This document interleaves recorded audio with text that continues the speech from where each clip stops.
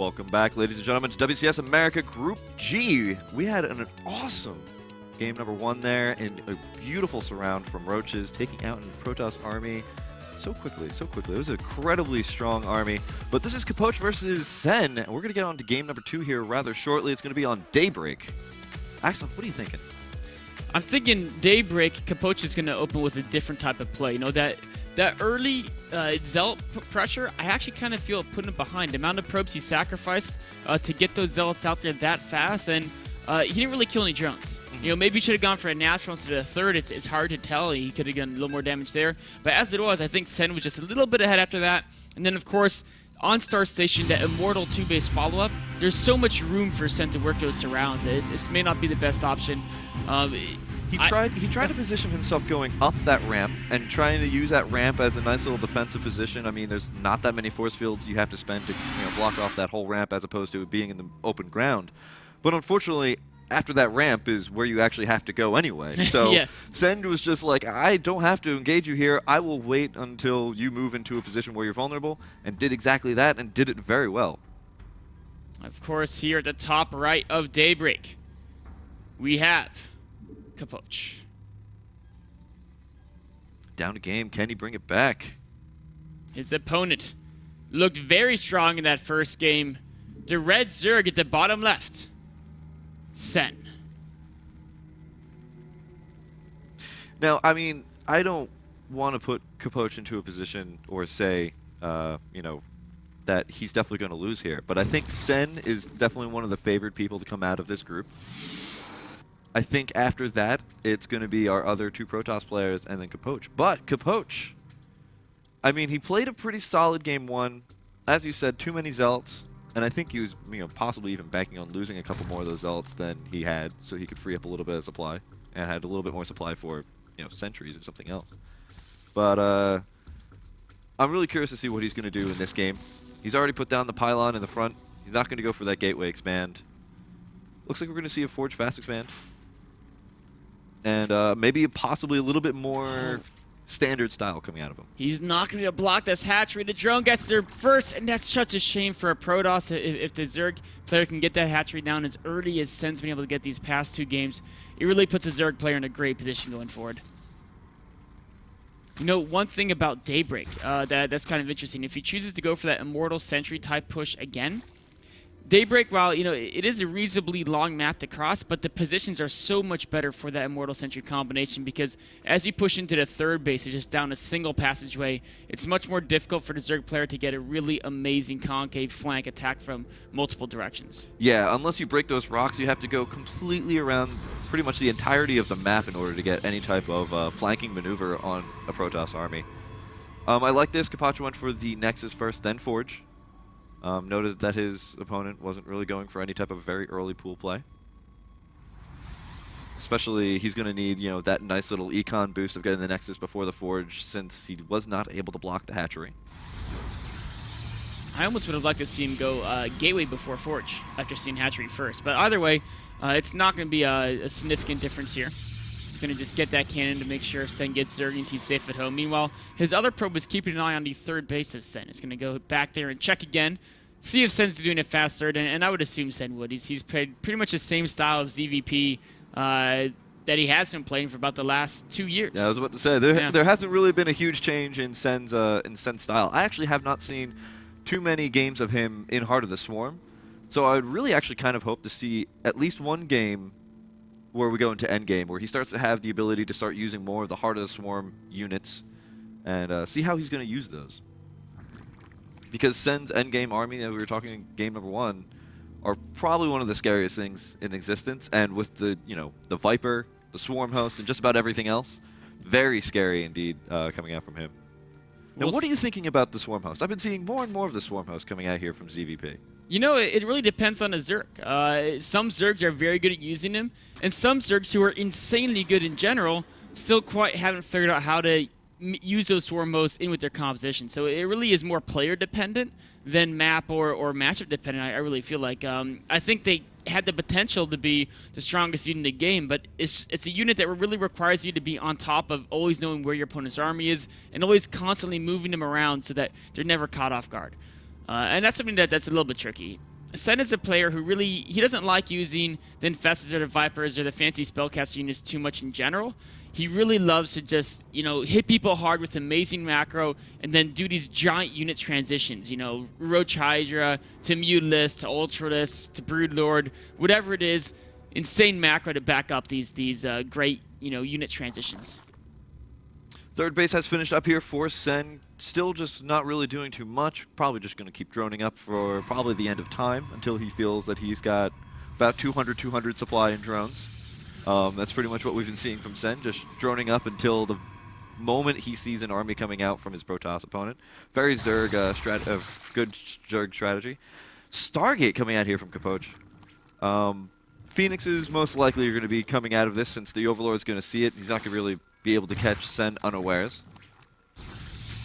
Nice little Overlord scout there. Capoch also going for that +1 ground attack. So we could see some Zealot aggression after the Phoenixes. Maybe the Phoenixes trying to scout Sen out and see what he's up to. And if he doesn't get enough roaches early on, just making drones and speedlings, there could be some Zealot aggression following this up. In fact, there is a second gateway right now, a third gateway. So he is going to be putting on a gateway attack after the Phoenix Harass.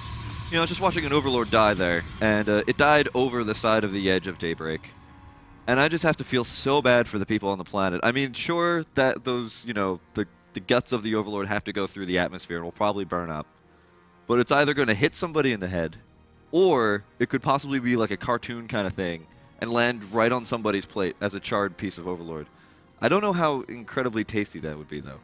Probably not too tasty. I mean, they're filled with a whole bunch of gas, I would assume. That's why they float. I haven't seen Overlords on the menu of many fine restaurants quite yet, so... I think that's probably because they're not the most tasty unit. Oh, the Zergling spots these forces here. Often if you see a Stalker and a Zealot this far out on the map, there's usually a probe behind him building pylons. In this case, there is. There's the probe, warping in more units. But Sen, so many speedings in production, already has 4 roaches. He should have no problem holding off this gateway aggression. Actually, these are only Zergling. There's no Speedling just yet. Speedling upgrade has got another couple of seconds before it's going to finish up here. Now Phoenixes are scouting out that third base, actually taking a lot of damage on that one Phoenix as there's a Spore Crawler there. But he's got a bit of time before these upgrades are going to finish. Unfortunately, it looks like Capoch is not going to be able to make anything happen. He's going to kind of walk right back home. And kind of missing that small little window, but there really wasn't that much he could do, especially once he got scouted. Sen had so many more units than him. If he would have pushed forward, he would have lost these critical units he has. And if he loses this small force right here, it's going to make it so much harder for him to move out and take a third base. Already with Sen having such a large force early in the game, Capoch is going to have to wait for a few more centuries, perhaps an Immortal, to really move out and take that third base. 64 to 51 in the Harvester count. Here comes a whole bunch of Speedlings. Now they have finished up that upgrade. A beautiful force field is going to actually trap a whole bunch of them, but the Roaches don't care. They're going to actually go straight for the Forge. Forge is trying to get +1 armor, and it's not going to complete, as it does get taken down there in the last couple of seconds before that armor upgrade finishes up. Sen taking a really big lead, killing that upgrade at the very last second. It's a nice move by Sen there, of course. He does have these Roaches out. He's going to add in Hydralisk. Capoch, though, is doing all the right moves to counter them, scouting diligently with Phoenix, progressing up to Colossi. And if he kind of can just maintain his army, even though Sen has a superior economy right now, Capoch's army is going to be more cost efficient as it scales up. Roach Hydra, incredibly scary army composition, especially in the mid-game of ZVP. But a lot of Phoenixes coming out here. They're kind of going around, actually being pretty good at taking down a lot of these Roaches before they even get to Capoch's base. But here's where the engagement's going to get a little bit scary. A lot of force fields spent on that one force field ramp, but Capoch grabbing a couple. Oh! Another nice set of Roaches dying there, and then the Phoenix is coming in and picking up more as well. Sen does have that extra base, but if he keeps throwing away units like this, you can see here actually, there's only a food gap of 20. Yeah. And if you look at the army values, Capoch is way ahead because the food gap, a lot of it is Roaches. And another really nice thing about these Phoenixes is in small numbers of Hydras, they can come up and just pick up the Hydras before anything else, and Hydras are an incredibly costly unit. Loses 1 Phoenix there while he's taking out 4 Hydras, though. Great trades by Capoch here, and I think he's actually going to be in a very good position going forward in this game, killing Hydra after Hydra. He's done enough damage now, he can go ahead and take that third base. Sen, still no Spire, still no Infestation Pit. As long as the force fields are good in the next engagement, I think it's going to go the way of Capoch. Now, +2 range weapons is finishing up here. The Phoenix is trying to poke in, but unfortunately there are way too many Hydras now for him to take abuse of the small numbers. And a pretty sizable army is walking across the map. Walking side by side. They're more like stormtroopers than sand people. Sen looking to put on aggression. Not wanting to hide his numbers here, just heading straight up the ramp. This is a ramp, though, that I don't think he can charge up, not with that type of army on top of it. I think right now he just wants to try and zone Capoch into his base and deny any type of third base. The third base has not gone up. Capoch just keeps reinforcing more and more units, and he's at this point where he's at 160 food, and 160 food of Protoss is going to beat 200 food of Roach Hydra. So what Sen needs to do is he needs to find a way to build up enough larvae to quickly remax after this next engagement. Colossus now out on the map, as well as the original Immortals from before, so starting to see a larger use of Robo Facility units, but unfortunately there's so many Gateway units here as well. At this stage of the game, it's not too bad, but he has to make sure that he's going to be able to free up that supply a little bit safely later on in order to get more damaging units. Phoenix is checking on the main. He sees the heist not yet done. Capoch wants to wait basically as long as possible until Vipers come out, but seeing the Hive in production, he knows those Vipers could be coming out as soon as that Hive finishes, and he has to engage before Vipers are added to the Zerg army. He's positioning himself up here. He does have proxy pylons going down. He's got one more at the top left. He's got one coming in to support his army. Oh, small little engagement there. A couple force fields do go down. 3 or so roaches get toasted up there as the Colossus count continuing to increase. More Stalkers being warped in. Capoch is looking for his time. He's only behind by about 10 food, but his army value is so much higher because he's up against an opponent who just has roaches and Hydralists. Stalker's taking the brunt of that damage in the beginning. The Zealots are a little bit far behind. Here comes those Phoenixes picking up the Hydras, and the Hydras are the huge damage coming out from the Zerg army. Capoch actually doing some pretty nice force fields, zoning out a lot of the army of Sen. Sen actually taking a huge amount of losses here. Well done by Capoch, and this is what we were talking about earlier. The Zerg Roach Hydra army is never going to beat this Protoss army once the supplies get remotely close, but Sen has all that money. He's remaxing very quickly. All right, well, it looks like 12 more roaches as well as a huge other batch of roaches came out right behind that, and that is actually going to be a little bit scary. It is, of course, Vipers coming in as well. Sen needs to wait until those Vipers come out to engage this army. He's going to sacrifice his third base. But now he's only down to 2 bases. He is, but he still has a bankroll. It's going to be who wins this next battle. Of course, whichever player wins the next battle will win this game. Quite right. Both these players down to 2 bases. Yeah, I just noticed Capoch has never grabbed his third base either. Of course, so this is it. This is these armies are going to be very, very game defining here. Capoch might want to wait for a closer proxy pylon. His reinforcements are a little bit far away. There he goes, throwing on the pylon. He's going to stay in his choke. Great force fields. Oh, the Viper is coming forward. Viper's coming forward. There we go. There are the abducts. The Colossus go straight on into the middle of the army, but they are running out of abducts, and they have nothing else. The Immortals being shielded by the rest of the Stalkers, but of course, those Stalkers will die. And Sen's got a much higher bank. He can't. I mean, Capoch cannot continue to lose units time and time again. As soon as he saw the Vipers, he knows his time there may be done, so he's going to back away here. No, he's going to come in from a different angle, maybe looking to deny another third base of Sen's. If he can catch a couple of these forces before they exit the ramp, but unfortunately all the roaches are way too quick for that. Another abduct, another Colossus goes down. Only one Colossus left in this army, and he's trying to run away, but the roaches, the Hydras, and the Vipers are too fast, now trying to engage on top of this ramp. Sen so smart. Every time Capoch tries to get him to go into a choke point, Sen backs away and saying, you know what? There's no need for me to engage. I'll just recharge my Viper energy, and then every battle that I have Viper energy, I'll trade very efficiently using those abducts. Trying to grab this base here. He has a third base now up over in this nice little middle of the map position. It's a very exposed base normally, but in this situation, it's actually quite good for him. Not much creep spread there, but Capoch hasn't looked in that direction quite yet, and now Sen's going to try to hold a great concave around his base. Couple of Phoenixes still poking around, making sure that there's no bases. Actually, he's not going to be able to. He's not scouted the place where the base actually is.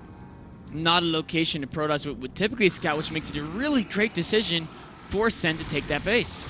Oh no, the Vipers! Those are so important to Sen, he can't afford to lose those. Actually, he has enough money. Maybe he could, but he really doesn't want to. 193 in the food supply count.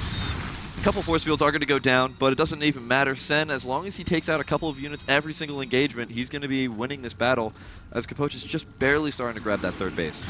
Oh, another big engagement coming in here. 2 Colossi in the army. Both of them get abducted straight away. And the Blinding Colossus melts. And the Immortals are in the front of the army, as well as the Blinding Cloud has forced them to walk a little bit farther forward. The Hydras are tearing through the Stalkers. Capoch's forces are going so quickly. Zen, in a beautiful play, biding his time, just gets to the perfect moment where he knows he's going to win this battle. Exactly.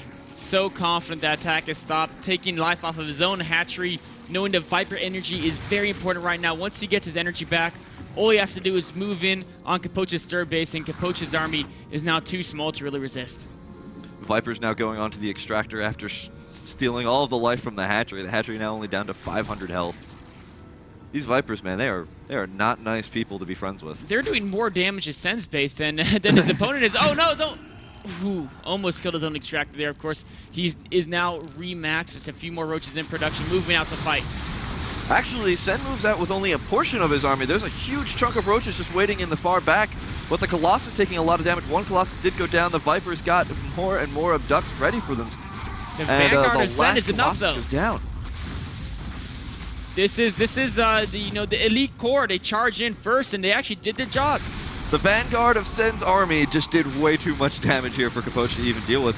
And I mean, that's a loss when you're losing to an army that's not even half of his army. That's just, your main army is now taking on just, half of the army, not the entire army at once. And that was, I mean, he was kind of backed into that position anyway, but... Game was kind of over at that point, of course. What really decided the game was Sen's patience and never engaging unless he absolutely had to, sacrificing base after base, knowing as soon as he got those Vipers in play, that's when his composition could really trade effectively against the Protoss ground deathball. It's a hard decision to keep saying, all right, I'm going to lose, all of my bases except for my natural and my main. But it was such a smart decision. It was such a well-played decision that he knew that he had the bank. He knew that his opponent didn't have the third base, as he had an Overlord that was dropping creep there. So he knew that, his opponent would be in the same situation as long as he, bided his time. His opponent kept losing units. He was going to win the game. So beautiful game number 2 here from Sen. So that's going to win 2-0. That's right. Of course, our next match is going to be Huck versus Crank. We'll be right into that match after a short break.